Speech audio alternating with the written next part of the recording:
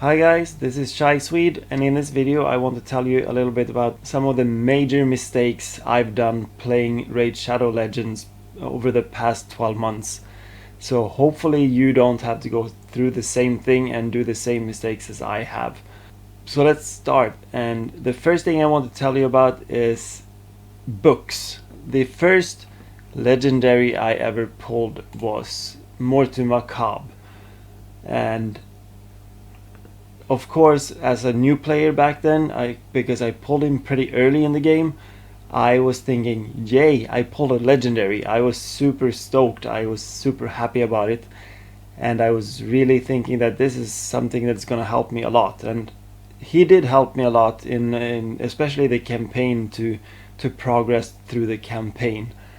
But what I did was that I started spending my legendary books on this dude. And still to this day I really regret spending books on him, because over the course of the 12 months I've been playing, I have in total collected 20 legendary books. So you don't really get very many of those as free to play, and I've spent 10 out of those 20 books on Mortu Macabre.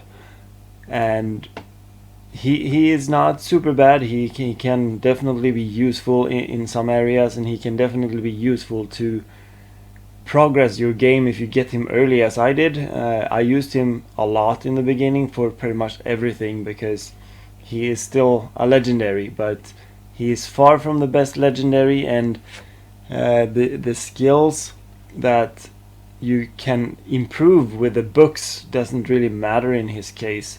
But what he is about really is this passive. You have a 20% chance to unlock his A4. It hits really hard. It really hits hard, and it ignores shield and block damage. And if you kill anyone with it, it cannot be blocked.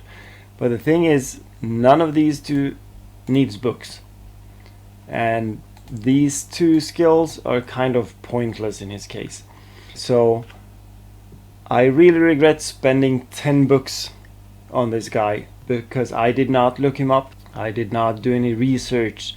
I was just thinking, yay, I got a legendary, and I need to book him up because I don't know when I'm gonna get my next legendary. If I could have had those books now, I could have put them into Valkyrie.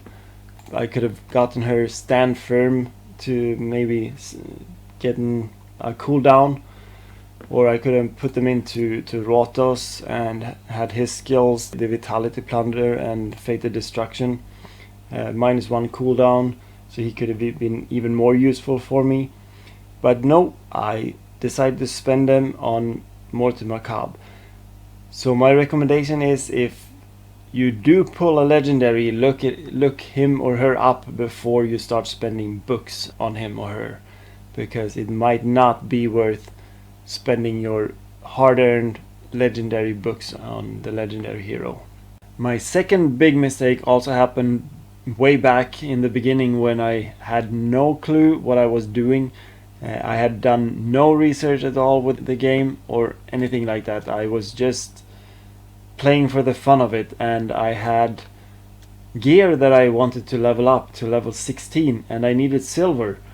So my thought was, hey, those 4-piece sets of gear that they're just sitting in my storage and I'm never using them, let's sell them. And it's kind of stupid now when I look back at it, because back then I was really thinking that lifesteal, for example, I'm never going to use that, because I was thinking having the 2-piece sets and having 3 of them on was giving me way more benefits than putting a 4-piece set on. So I sold every single piece of gear that I had that was included in a 4-piece set. Even the startup lifesteal gear that you get in the beginning, I had managed to place in a tournament, so I had some Relentless set, and this was before they nerfed the Relentless set, so it was really good back then. But I did not do any research, and I did not realize that in the future I was going to use this.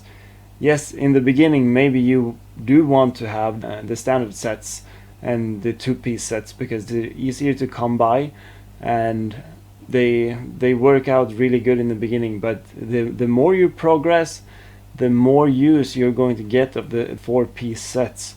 So I really regret selling them just because I wanted silver to upgrade gear back then. I don't even think I would have still used any of those gear now, but they would have helped me progress even further, especially my lifesteal gear that I sold all of it because I did not understand the mechanics of the clan boss back then. So my recommendation is do not sell your gear without going through the gear and make sure that you are 100% sure that you're not going to use it, because you might regret it and you might realize that, oh man, now this is a perfect situation, I would have been able to use this gear. So do some research and look into your gear and decide if you think you're going to use it in the future. The third mistake is one that is very easy to do because I just did the same mistake again just a month ago pretty much, and that is spending your ancient shards on times 10 summonings. The thing is that as a free to play, you do only have a limited amount of ancient shards. They're easier to come by when you get further into the game, but using them on the time 10s summonings to try to get a specific champion is, in my opinion, not worth it. I tried to spend shards last times 10 summoning because I wanted a specific champion, and I spent 20 ancient shards and I did only get rare champions. Not a single epic, not a single legendary or anything like that. And I feel like I could have totally used those 20 shards next time there's an ancient shard time 2 event. Next, I am guessing that the next times 2 event will be next week, and I am probably going to have maybe 60 shards to use because I'm going to buy a few packs as well when the time comes. But I could have had maybe 80 because I would have had 20 more. And I've done this mistake several times because I'm thinking, hey, these are really good heroes that are up on the time 10s list.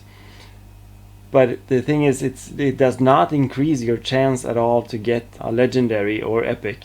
It's just a time 10's chance that if you do happen to summon one of the legendaries or epics, it's a time 10 chance to get that specific hero.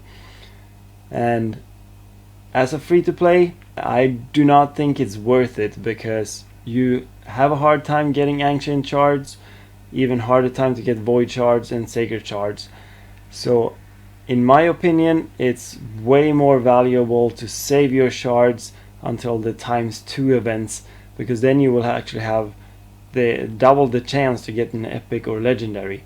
And if I had done this every time, I would have had way more ancient shards to spend at the times 2 events, and I would probably have been able to pull a couple of really good heroes with a little bit of luck. Do not, if you're free to play, really think it through. Do you want to spend your shards on trying to get a specific hero? I actually did manage to get a legendary once during one of these times 10 events. It was way back when it was a time 10 event on Dracomorph. But what happened? I did not get Dracomorph, I got Richtof the Bold.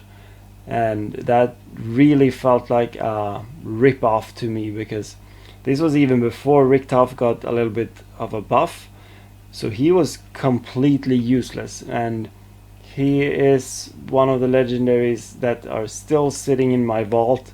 Even though I'm free to play, I have a very limited amount of legendaries, and he's still sitting in my in my vault. So I think that it is not worth the chance of wasting all your ancient shards. save them to a ×2 event instead.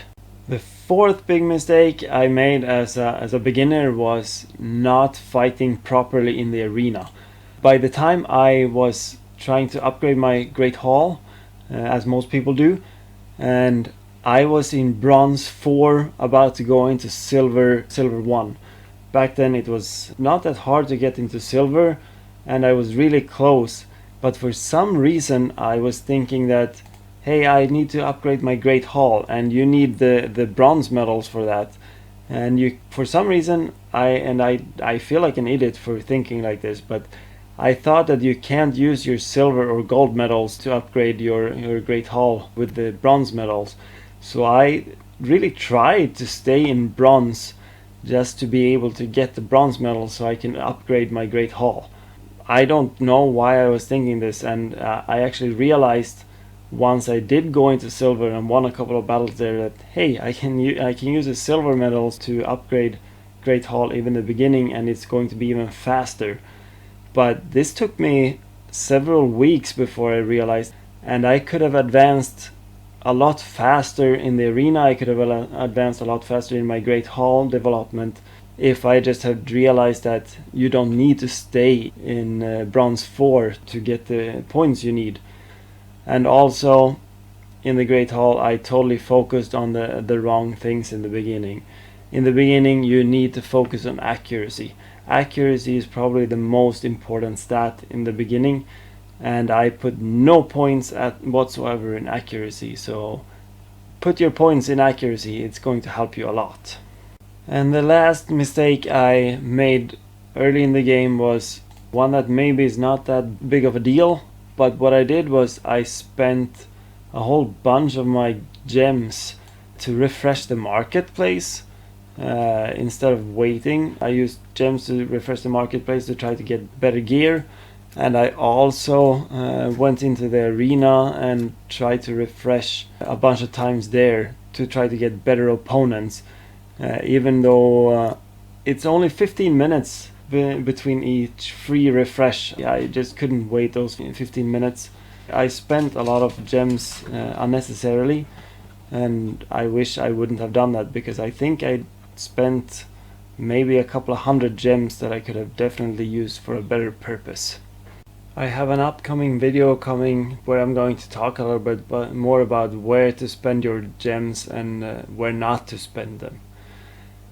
And that was it with this video, guys. If you found this helpful, please give me a like and please subscribe. Thank you.